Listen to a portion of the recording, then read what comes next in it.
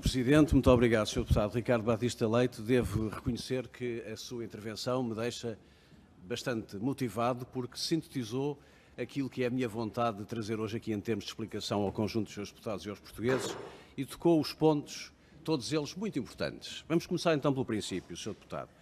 Quanto às minhas vindas ao Parlamento, eu venho cá não só por obrigação, mas por prazer. E também porque eu sinto que o exercício mais nobre da política é o diálogo e é a resposta aos portugueses através dos senhores deputados. E, portanto, compreendendo que o deputado António Salles tenha feito essa menção a eu ser o recordista das audições, tenho muito gosto em continuar a sê-lo. Segundo ponto, Sr. Deputado Ricardo Batista Leite, o Ministério da Saúde é o Ministério que mais perguntas recebe dos senhores deputados. De longe. E posso lhe dizer, números oficiais, Sr. Deputado, que perguntas fora de prazo estão 6% num universo de largos milhares de perguntas que foram formuladas pelo conjunto dos senhores deputados. E a nossa preocupação é, de facto, manter aquilo que é o imperativo legal, que é cumprir o prazo, e, efetivamente, orgulha-nos muito os 6%, porque é um número que nunca tinha sido atingido em termos de respeito por esta Casa e respeito por aquilo que é a condição do deputado, que, naturalmente, perante uma pergunta, tem que ter direito a uma resposta. Depois, o Sr. Deputado Ricardo Batista Leite, eu vou respondendo pela ordem das notas que aqui tomei, pôs várias questões, começando pelo Centro Hospitalar de São João. Eu repito aquilo que já disse, quer no Parlamento, quer em público, o Primeiro-Ministro, eu e o Ministro das Finanças, já dissemos por 2 ou 3 vezes que o financiamento para o Departamento de Pediatria do Hospital de São João está autorizado. E o que está a acontecer neste momento é que a Secretaria de Estado da Saúde e a Secretaria de Estado do Tesouro, com a ARS e com a ACSS, estão a finalizar, creio que há dois trabalhos que estarão prontos dentro de breves dias, e depois há todo o processo de investimento, porque 23 milhões de euros, nem que fosse 1 milhão de euros, o Sr. Deputado concordará, carecem que a decisão da transferência do dinheiro e o lançamento do concurso público seja feita em cima de documentos que estão solidamente bem feitos, bem estruturados e, portanto, o Departamento de Pediatria irá ser feito, irá ser construído nas melhores condições possíveis, honrando aquilo que são as expectativas dos cidadãos e as necessidades das crianças do Porto e serão feitos nos termos que a obrigação do governante responsável tem, que é fazer as coisas bem feitas. Quanto à questão da Lei de Bases da Saúde, Sr. Deputado Ricardo Batista Leite, a Sra. Presidente da Comissão ontem teve um encontro informal com os jornalistas e hoje mesmo foi colocado no portal do SNS o documento, a pré-proposta para a discussão pública.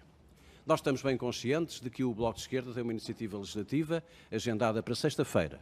E a nossa vontade, porque reconhecemos que existem muitos pontos de contacto e de proximidade entre ambas as propostas, a nossa vontade é que se abra uma oportunidade e um espaço para que a lei seja uma lei que resulte da vontade da esmagadora maioria dos deputados e, portanto, nós entendemos que fazer uma proposta de lei sem uma discussão pública intensa, alargada e ativa não é um bom procedimento político.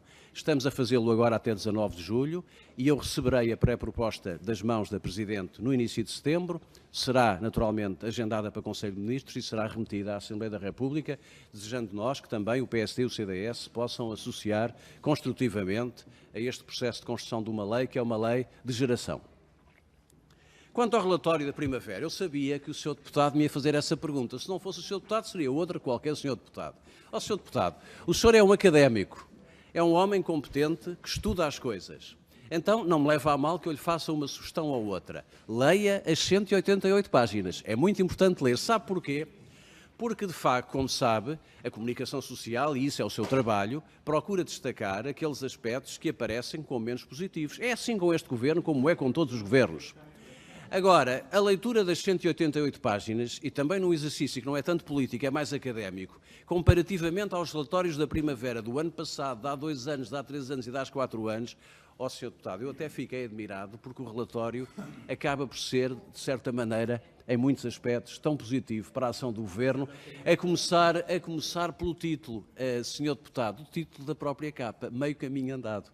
Veja bem, meio caminho andado, em que grande parte das coisas que lá estão são sinalizadas, não tem ponto de interrogação nenhum, grande parte das coisas que lá estão sinalizadas positivamente.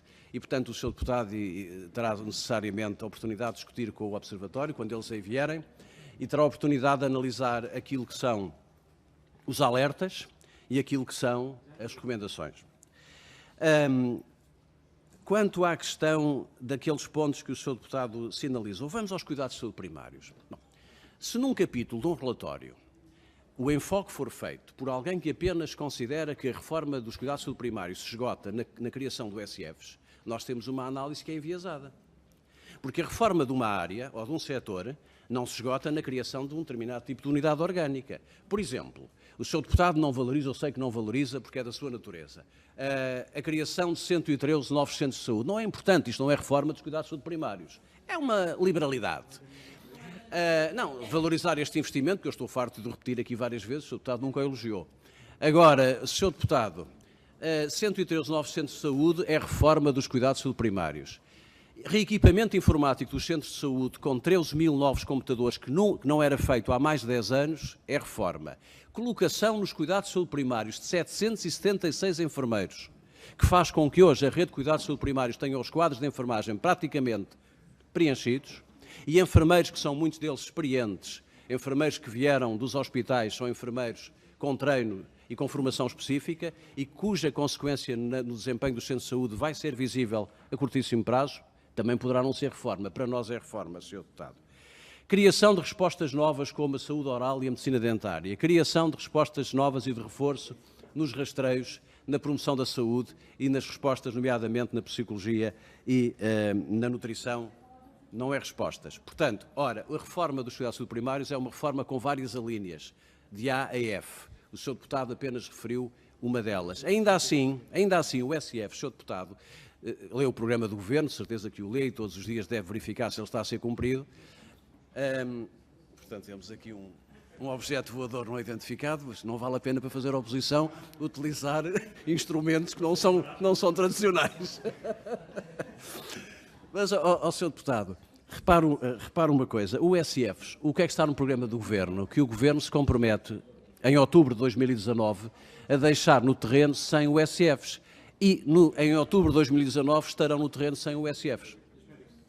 Médicos de família, Sr. Deputado, quando o atual Governo tomou funções, havia cerca de 88% dos portugueses que tinham médico de família. Hoje são 94%.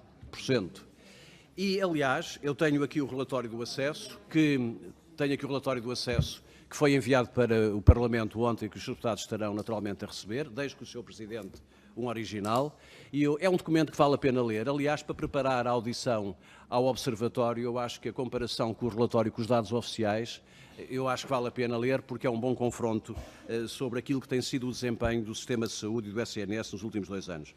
Portanto, Sr. Deputado, quanto a cuidados de saúde primários, eu creio que estamos falados, vão haver as 100 USFs, temos mais médicos de família, temos mais portugueses com médicos de família, temos muito mais enfermeiros nos centros de saúde, 776 que não existiam, temos investimento como nunca existiu nos cuidados de saúde primários e vamos ter em 2019, no final da legislatura, uma rede de cuidados de saúde primários qualificada, requalificada não apenas no edificado e nas condições operacionais de trabalho, mas também no seu capital humano.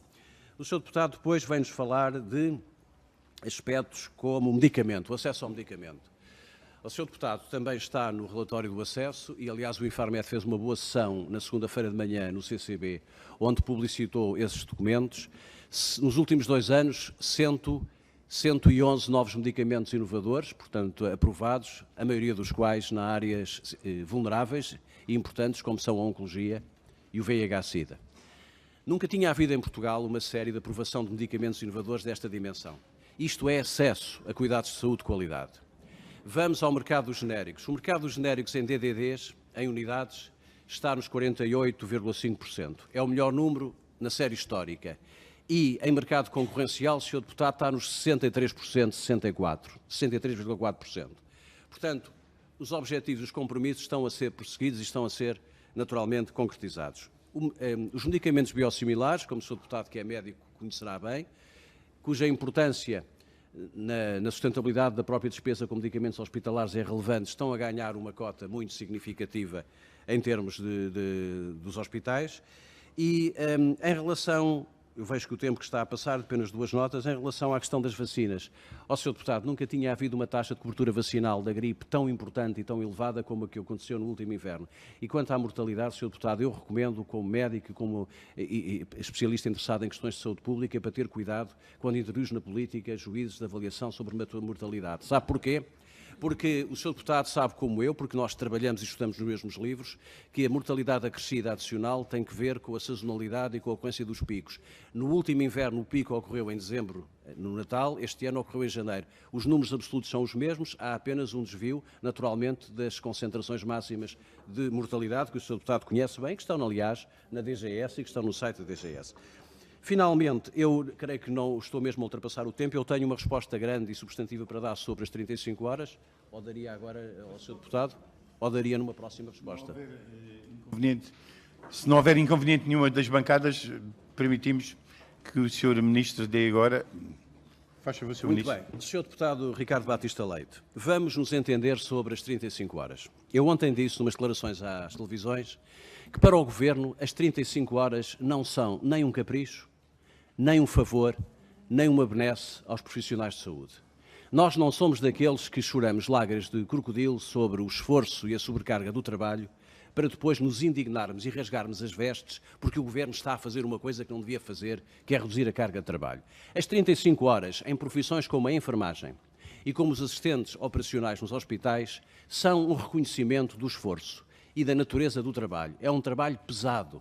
E ao reduzirmos o tempo de trabalho semanal, o que nós fazemos é, naturalmente, indiretamente valorizamos o preço hora, mas, sobretudo, mais importante para esses profissionais, é damos-lhes algum descanso e algum alívio de uma pressão brutal no trabalho por turnos, no trabalho nas unidades de internamento, nas urgências e noutros serviços. Portanto, que fique claro que o Governo não faz as 35 horas na saúde por uma questão de popularidade, por uma questão de capricho, porque é uma coisa que dá votos, nada disso. Reconhece que há profissões onde o desgaste e a carga justifica que a ponderação do PNT seja feita.